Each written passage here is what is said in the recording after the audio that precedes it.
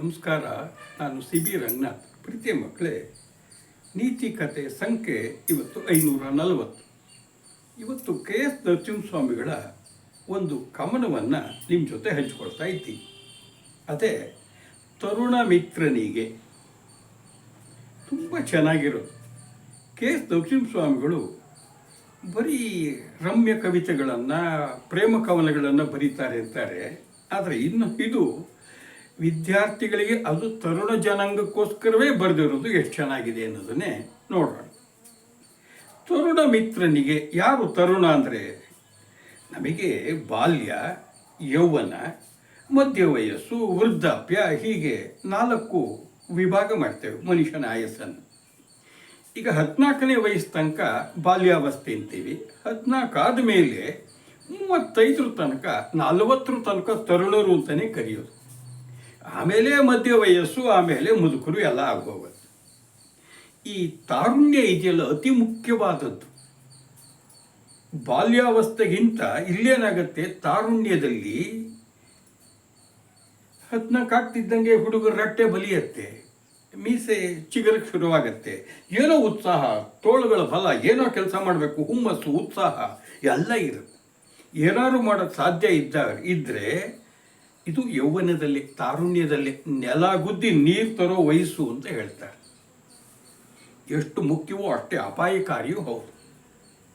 ಮೀಸೆ ಬಂದವನಿಗೆ ದೇಶ ಕಾಣಲ್ಲ ಅಂತ ಹೇಳ್ತಾರೆ. ಅದಕ್ಕೆ ಇಲ್ಲಿ ಇಡೀ ಜಗತ್ತಿನಲ್ಲಿ ಒಂದು ದೇಶ ಮುಂದುವರಿಬೇಕಾದ್ರೆ ತರುಣರ ಸಂಖ್ಯೆ ಜಾಸ್ತಿ ಇರಬೇಕು, ಮುದುಕರದಲ್ಲ. ಆದರೆ ಯುವಕರಿಗೆ ಏನಾಗಿರಬೇಕು, ಮುಂದೆ ಒಂದು ಗುರಿ ಇರಬೇಕು, ಹಿಂದೆ ಒಬ್ಬ ಗುರು ಇರಬೇಕು ಅಂತ ಹೇಳ್ತಾರೆ. ಅದನ್ನೇ ನರಸಿಂಹಸ್ವಾಮಿಗಳು ಏನು ಹೇಳಿದ್ದಾರೆ, ಹೇಗೆ ಹೇಳಿದ್ದಾರೆ, ಯುವ ಜನಾಂಗದ ರೀತಿ ನೀತಿ ಹೇಗಿದೆ, ಹೇಗಿರಬೇಕು, ಹೇಗಿದ್ದು ಒಳ್ಳೆಯದು, ಅದನ್ನೇ ನೋಡ್ತಾ ಹೋಗೋಣ. ತರುಣ ಮಿತ್ರನಿಗೆ.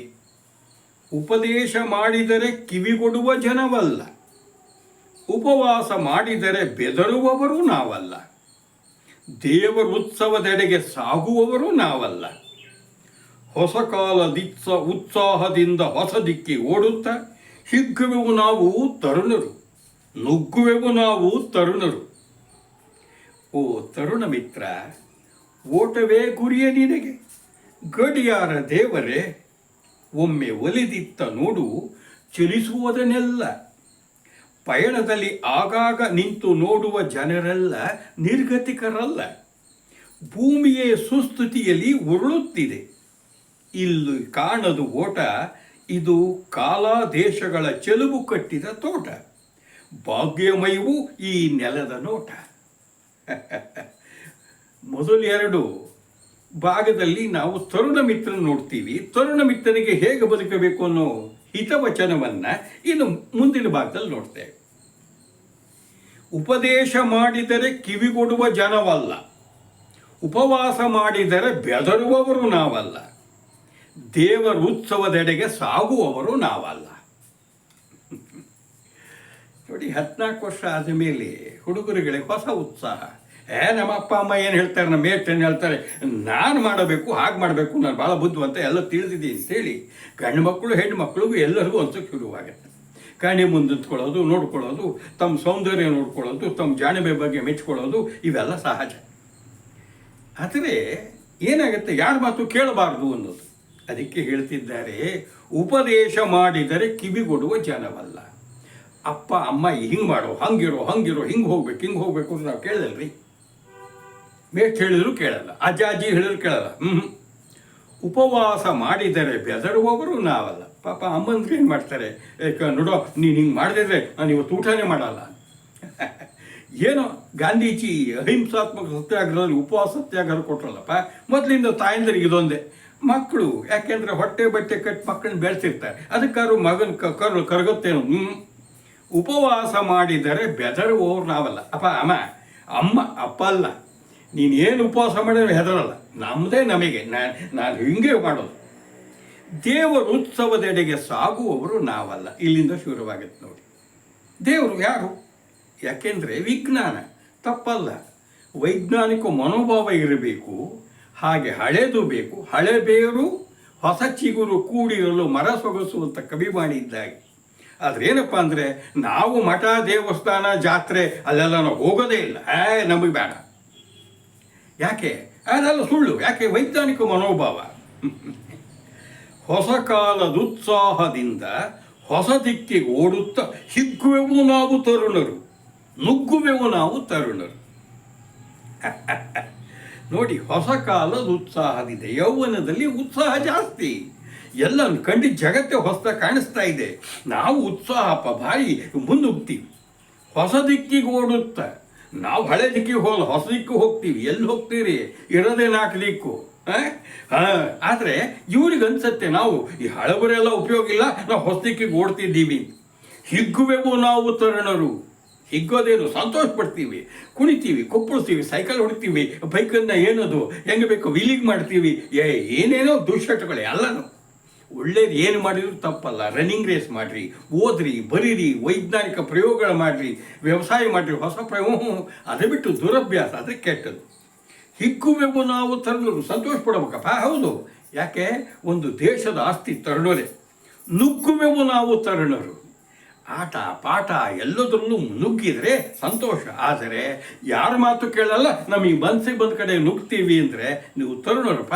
ಅತಿ ಆದರೆ ಏನಾಗತ್ತೆ? ಅತಿ ವೇಗ ಏನಂತಾರೆ? ಅಪಘಾತಕ್ಕೆ ಆಹ್ವಾನ. ತಂಗಾಗಬಾರ್ದು.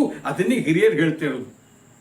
ಓ ತರುಣ ಮಿತ್ರ, ಓಟವೇ ಗುರಿಯ ನಿನಗೆ, ಗಡಿಯಾರ ದೇವರೇ ಒಮ್ಮೆ ಒಲಿದಿತ್ತು ನೋಡು ಚಲಿಸುವುದನ್ನೆಲ್ಲ. ನೋಡಿ, ಯಾವತ್ತು 14 ವರ್ಷ ಆದಮೇಲೆ ಸ್ವಂತ ಮಕ್ಕಳನ್ನೂ ಸಹಿತ ತಂದೆ ತಾಯಿಗಳು ಸ್ನೇಹಿತರಾಗಿ ನೋಡಬೇಕು ಅಂತ ಹೇಳ್ತಾರೆ. ಅದಕ್ಕೆ ಹೇಳ್ತಿದ್ದಾರೆ, ಓ ತರುಣ ಮಿತ್ರ, ನೋಡಪ್ಪ, ಕೇಳು ನನ್ನ ಮಾತು ಕೇಳು. ಓಟವೇ ಗುರಿಯೇ ನಿನಗೆ. ಅಪ್ಪ, ನಿನಗೇನು ಗುರಿ? ಏನಾದರೂ ಒಂದು ಗುರಿ ಇಟ್ಕೊಳ್ಬೇಕಲ್ಲೇನಪ್ಪ.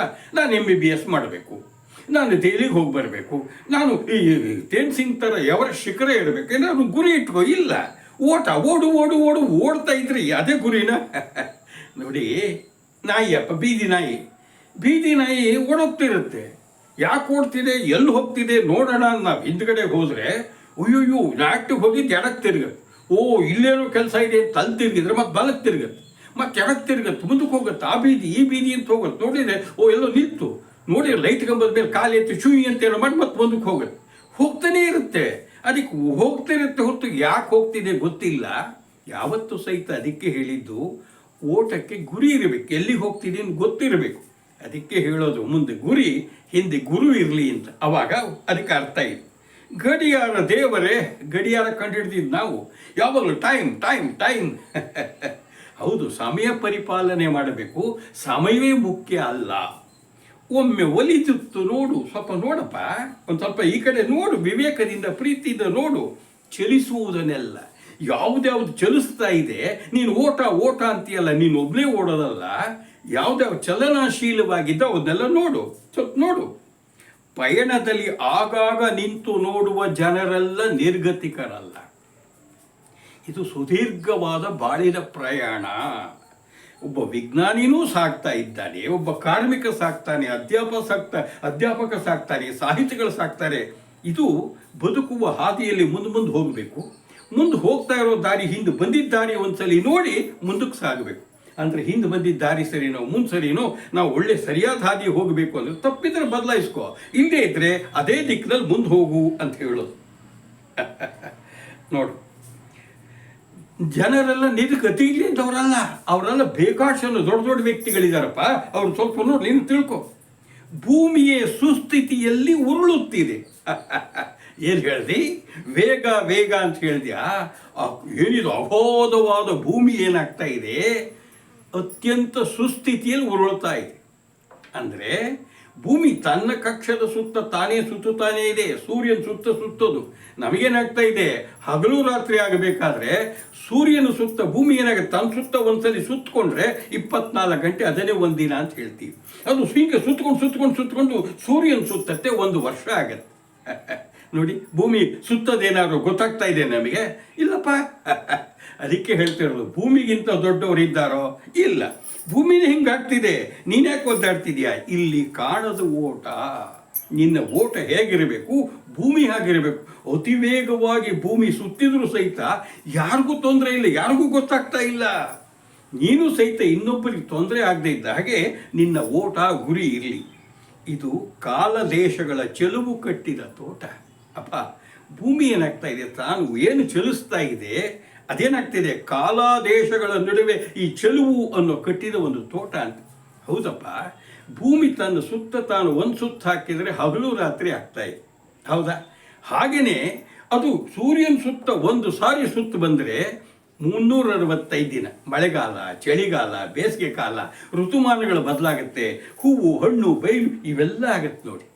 ಜಗತ್ತಿನಲ್ಲಿ ನಾವು ಬದುಕಿದ್ದೀವಿ, ಪ್ರಾಣಿ, ಪಶು, ಪಕ್ಷಿಗಳು ಅಂದರೆ ಈ ಓಟವೇ ಕಾರಣ. ನೀನೊಬ್ಬರೇ ಓಡ್ತಿಲ್ಲ, ಭೂಮಿನೇ ಓಡ್ತಾ ಇದೆ ಎಂದಾಗ ಸ್ವಲ್ಪ ತಿಳುವಳಿಕೆಯಿಂದ ನೋಡು. ಭಾಗ್ಯಮಯವು ಈ ನೆಲದ ನೋಟ. ಈ ಭೂಮಿಯಲ್ಲಿ ಇಷ್ಟೆಲ್ಲ ನಮಗೆ ಭಾಗ್ಯ ಇದೆ ಅಂದರೆ, ನೀರಿದೆ, ಭೂಮಿ ಇದೆ, ಹೂವಿದೆ, ಹಣ್ಣಿದೆ, ಪಕ್ಷಿ ಇದೆ, ಜನ ಇದ್ದೀವಿ, ಇವೆಲ್ಲ ಇದೆ ಅಂದರೆ ನಮ್ಮ ಅದೃಷ್ಟ. ಹಾಗಿದ್ದಾಗ ನೀನು ಸಹಿತ ನಿನ್ನ ಓಟದ ಗುರಿ ಏನಾಗಬೇಕು? ಹೀಗೆ ಭೂಮಿ ಆದಾಗೆ ನೀನು ಏನಾದರೂ ಕೊಡಬೇಕು, ಬೆಳಿಬೇಕು, ಸಂತೋಷವನ್ನು ಉಂಟು ಮಾಡಬೇಕು, ಸಂತೋಷವನ್ನು ಪಡಿಬೇಕು. ಅಪ್ಪ ಕೇಳಪ್ಪ, ನೋಡು, ಹೀಗೆ ಬದುಕು, ಒಳ್ಳೆಯದಾಗಲಿ. ಗುರಿಯನ್ನು ಇಟ್ಕೋ, ಗುರುವನ್ನು ಇಟ್ಕೋ, ವಿವೇಕದಿಂದ ಮುಂದೆ ಹೋಗು, ಆಗ ಯಶಸ್ಸನ್ನು ಪಡಿ ಅಂತೇಳಿ ವಿವೇಕ ಹೇಳ್ತಿದ್ದ. ಮಕ್ಕಳೇ, ನೀವು ಸಹಿತ ಈಗ ಬಾಲ್ಯದಿಂದ ಯೌವನಾವಸ್ಥೆ ಪ್ರವೇಶ ಮಾಡ್ತೀರ, ನಿಮಗೂ ಇಂಥ ವಿವೇಕ ಇರಲಿ, ಹಿರಿಯರ ಮಾತು ಕೇಳ್ಕೊಳ್ಳಿ, ಇಂಥ ಕವಿವಾಣಿಯನ್ನು ಸಹಿತ ಓದ್ಕೊಳ್ಳಿ, ಒಳ್ಳೆ ದಿಕ್ಕಿನಲ್ಲಿ ಹೋಗಿ. ಎಲ್ಲರಿಗೂ ಒಳ್ಳೆಯದಾಗಲಿ. ನಮಸ್ಕಾರ.